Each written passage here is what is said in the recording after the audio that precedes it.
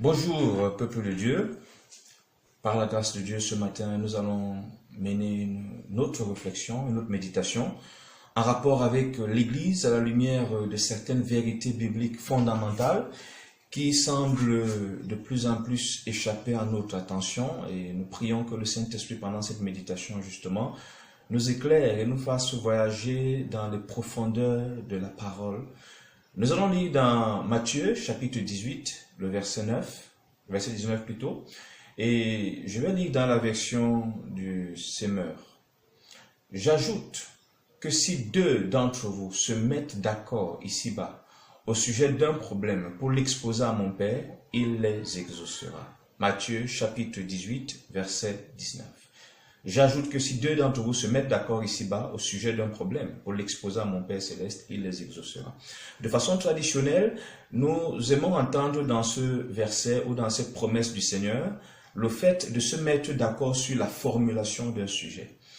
Mais à un moment, on arrive à se poser la question, si c'était vraiment le cas, comment se fait-il que les conventions de prière, les retraites de prière, prier pour la nation, prier pour la ville et tout le reste, ne remporte pas toujours les victoires auxquelles on aspire?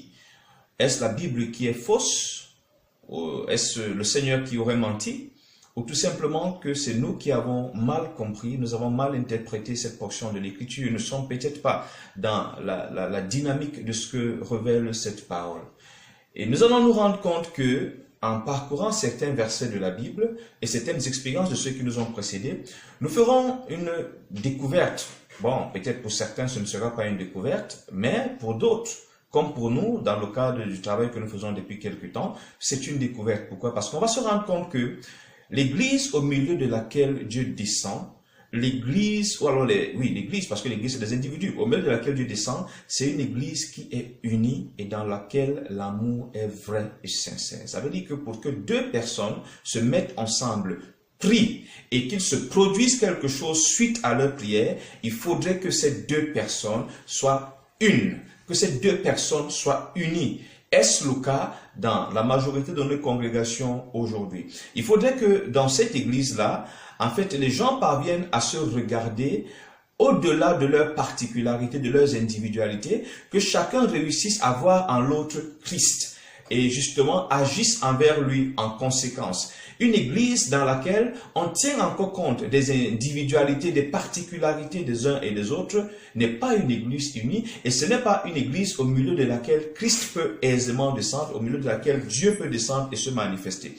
Quand nous parlons des particularités et des individualités ici, ce que nous voulons dire, c'est qu'il faudrait que nous cessions de regarder nos bien-aimés dans la communauté tels qu'ils sont, en fait, tels que nous les voyons, avec leurs imperfections ou alors tout le reste, alors leurs avoirs, que nous voyons en ces bien-aimés, Christ qui nous a mis ensemble, Christ qui vit désormais en eux. C'est tellement important, c'est même vital et salutaire à cette époque, surtout à ces temps de la fin, que nous parvenions à dépasser la barrière des considérations ethniques, raciales, sociales, culturelles et tout le reste que nous avons l'habitude de constater. Il faut que je vois en ce frère, qu'importe son âge, qu'importe son niveau intellectuel, qu'importe la classe sociale à laquelle il appartient, que je vois en ce frère Christ, que je vois en ce frère le frère de Christ, en cette sœur la sœur de Christ, que je vois en ce frère un enfant du royaume. C'est ce qui m'amènera justement à agir de manière conséquente vis-à-vis de ce frère, vis-à-vis de cette sœur. Donc, quand le Seigneur parle donc de deux qui s'accordent, ce n'est pas cet accord sur la forme des sujets de prière,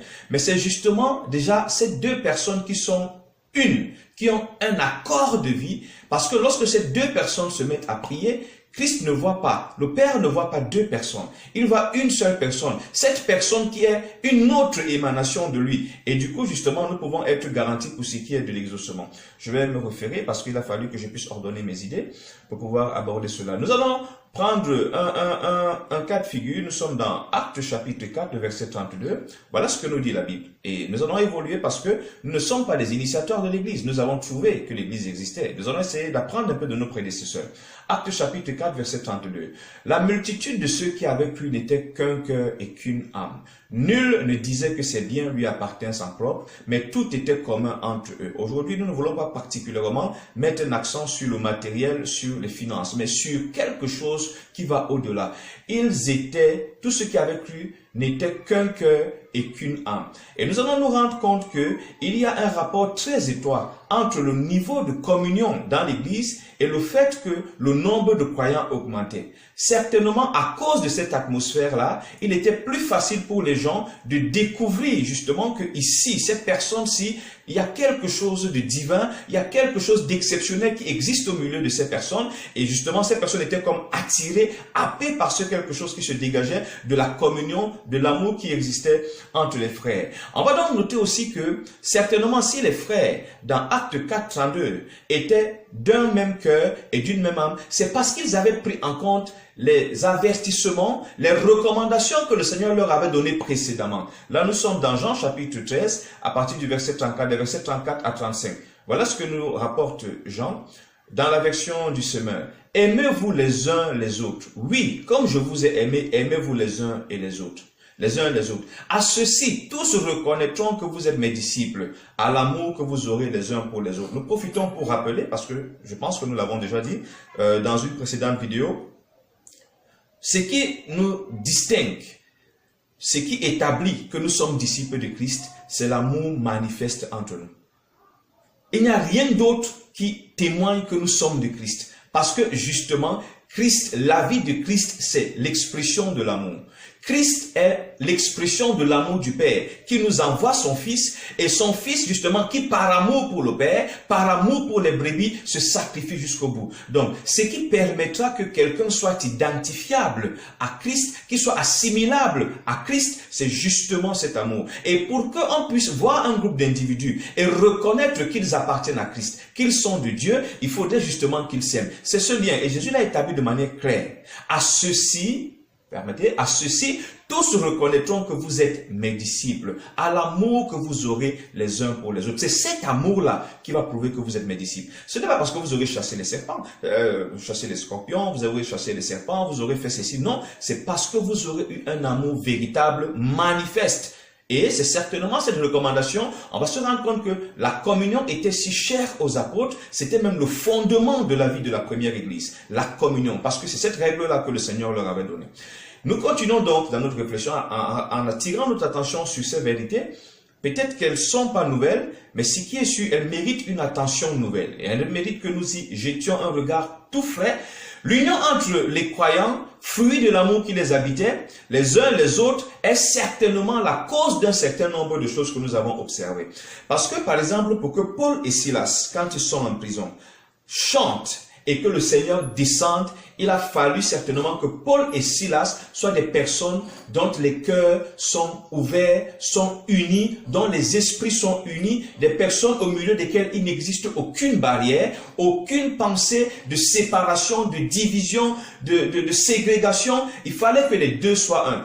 Et il y a un verset qui nous permet, qui nous pousse justement à croire que c'est à cause de l'amour existant au milieu des disciples que Dieu descendait régulièrement opérer au milieu d'eux. Nous allons lire ce verset ensemble. Nous sommes... attendez, là, que je me refaire rapidement. Ok. Nous sommes dans 1 Jean. Nous sommes dans 1 Jean chapitre 4 et le verset 12. 1 Jean chapitre 4 le verset 12. Je lis encore dans la version du Semeur.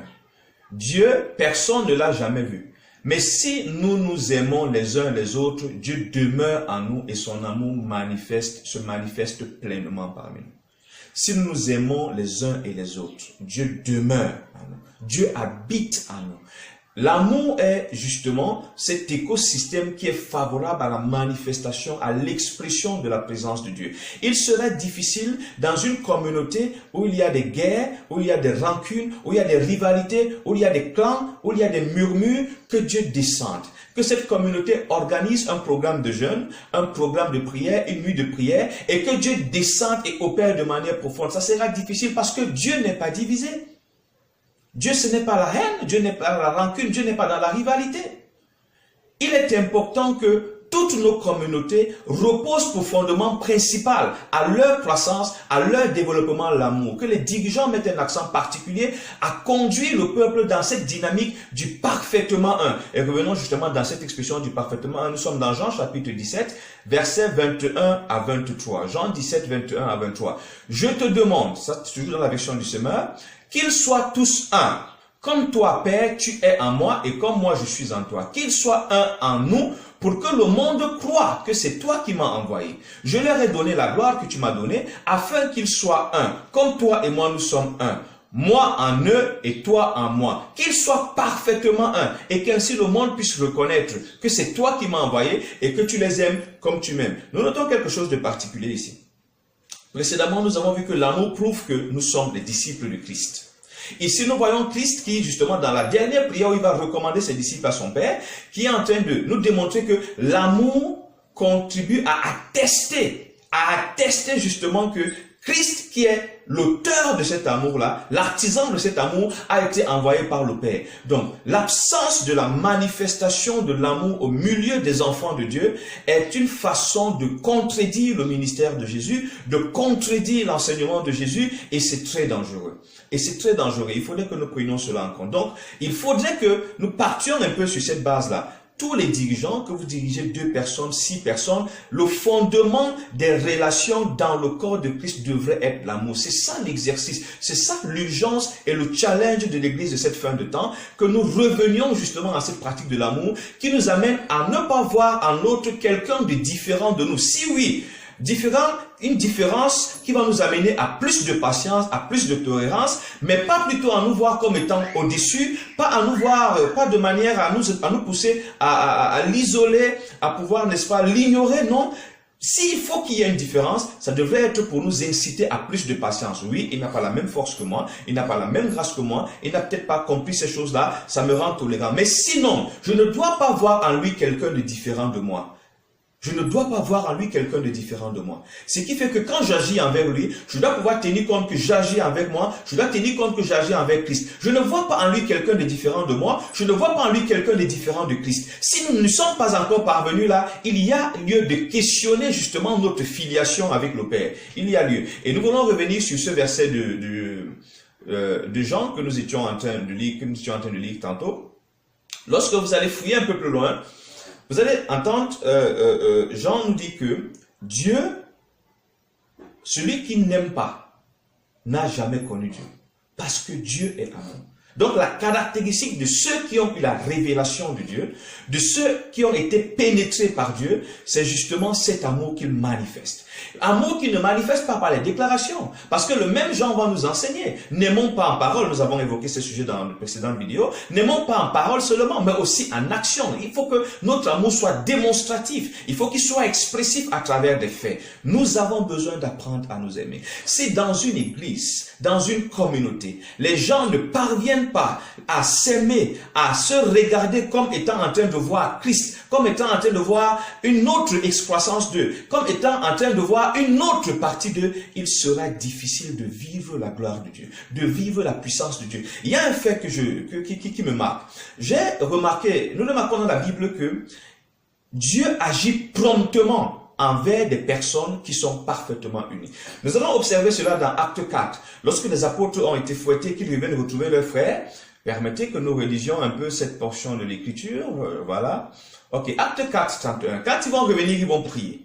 Voilà ce que dit le verset 31 de Acte 4. Quand ils eurent fini de prier, la terre se mit à trembler sous leurs pieds. À l'endroit où ils étaient assemblés, ils furent tous remplis du Saint-Esprit et annonçaient la parole de Dieu avec assurance. Ça, c'est dans Acte 4.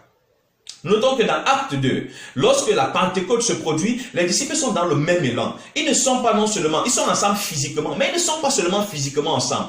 En fait, au-delà d'être physiquement assemblés au même endroit, ces personnes avaient les mêmes sentiments. Il n'y avait pas de barrière. C'est pour ça qu'ils avaient atteint ce stade où quelqu'un ne pouvait pas voir que si c'est mon ordinateur à moi seul. Si mon frère a besoin d'ordinateur, je lui cède mon ordinateur. Si mon frère a besoin de mon véhicule, je lui cède mon véhicule. C'est vrai, c'est difficile, ça allait être inhumain, irréaliste, mais c'est ce que nous avons lu. C'est ce qu'ils ont pratiqué et c'est supposé être cela. Sinon, comment comprendre Paul quand il nous dit que nous sommes membres d'un même corps, donc nous sommes le même ensemble, nous faisons partie du même ensemble. Vous ne verrez jamais le pied qui va décider de mépriser le bras. Vous ne verrez jamais la tête qui va décider de mépriser le pied. C'est impossible. Tout fonctionne de manière harmonieuse, de manière complémentaire, de manière fusionnelle. C'est cet ensemble-là. Et tant que l'amour n'existe pas, l'église telle que Dieu la voit n'existe pas. C'est un rassemblement d'individus, mais ce n'est pas l'église à laquelle le Seigneur a pensé. L'église à laquelle le Seigneur a pensé doit avoir pour fondement l'amour. Et doit justement avoir pour identité cet amour-là. Parce qu'on verra, en les voyant s'aimer, on sera en train de voir Dieu. Et justement, parce que cet amour va nous amener à aimer malgré les différences, malgré les rugosités, malgré justement les comportements des autres qui mériteraient tout notre moquerie, tout notre rejet. Et là, on verra justement ce Dieu qui aime au-delà du mérite, ce Dieu qui aime au-delà des offenses. Ça devrait être ça notre exercice. La nature de Dieu, c'est celle-là. Elle ne consiste pas seulement à prier, le feu descend. Elle ne consiste pas seulement à prier, les gens vomissent. Elle ne consiste pas seulement à prier, que les grenouilles sortent des estomacs des gens. Mais elle consiste également à manifester cet amour au-delà des limites. Mon frère, si tu n'as pas d'amour vis-à-vis de ton frère, essaie de te poser la question. Essaie d'interroger l'esprit qui t'anime. Parce que l'esprit de celui qui t'a sauvé, justement, ne saurait être différent de lui. Il est amour. Essayons de prêter attention à ces choses. Essayons de revenir à ces choses-là. La Bible nous montre le chemin que nous devions suivre. Les apôtres nous montrent le modèle que nous devons suivre. Ai-je d'amour pour mon frère? Sinon, je ne sais pas où je vais. C'est pour ça qu'on a du mal encore aujourd'hui. L'Église contemporaine n'a pas des exploits. Elle ne comptabilise pas le type d'exploits que nous avons dans les actes des apôtres, parce qu'au-delà d'être ensemble dans de grands bâtiments, nous ne sommes pas ensemble, nous sommes désunis. Parfois, nous sommes ensemble en train de prier pour un sujet, mais chacun juge les mots que son frère utilise, juge la posture de son frère, interroge pourquoi il a mis le parfum. Nous n'arrivons pas à vraiment fusionner, à être un. C'est pour ça que malgré nos grands rassemblements, malgré nos grands efforts, nous ne pouvons réaliser que des choses matérielles. Encore que là, encore il faudrait revoir.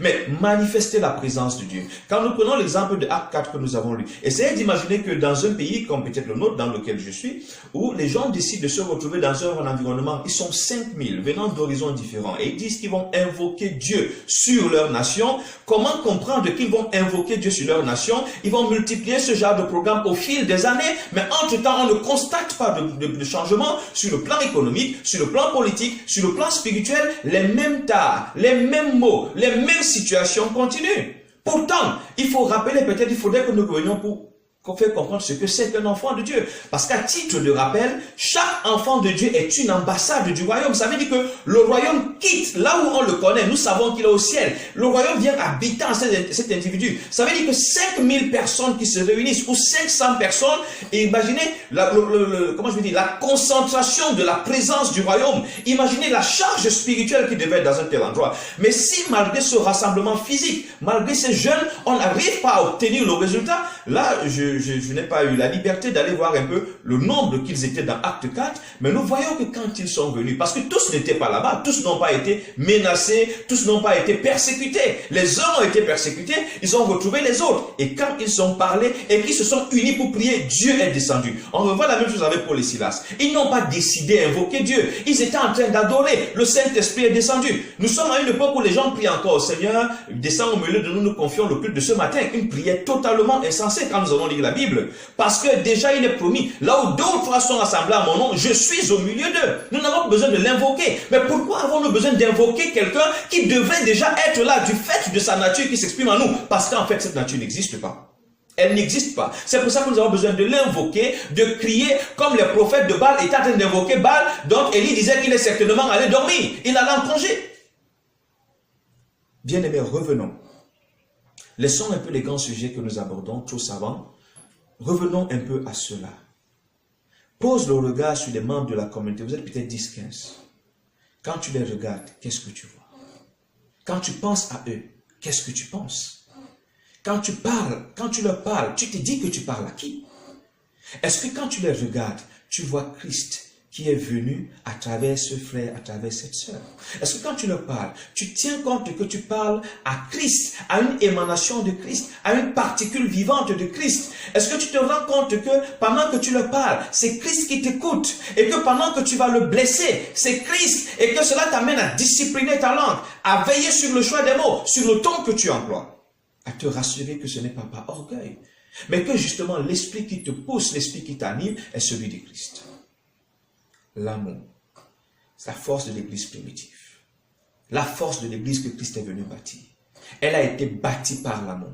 Parce que c'est l'amour qui a conduit le Seigneur au sacrifice. C'est l'amour qui a mené le Seigneur à tout supporter. C'est pour ça qu'il n'a même pas admis que Pierre se lève dans son zèle amer pour aller verser du sang. Non, parce qu'il était en train de passer un message. Au-delà du message qu'il a enseigné, sa vie, son parcours, son attitude était un message que nous devions reproduire aujourd'hui. Puisse le Seigneur nous aider. Dans l'église contemporaine, nous avons encore des personnes qui continuent, qui viennent parce que déçus, blessés, et qui continuent à vivre leurs blessures dans la communauté. Pourtant, je vous assure, il y a des cas sur lesquels nous n'avons pas besoin de prier. Des personnes qui traînent, par exemple, un esprit de rejet, n'ont pas forcément besoin que nous prions. Il suffit juste que nous leur témoignions cet amour-là. On les a rejetés parce qu'ils sont sous l'influence de l'esprit. Mais toi qui le rejettes, est-ce que tu es sous l'influence du même esprit?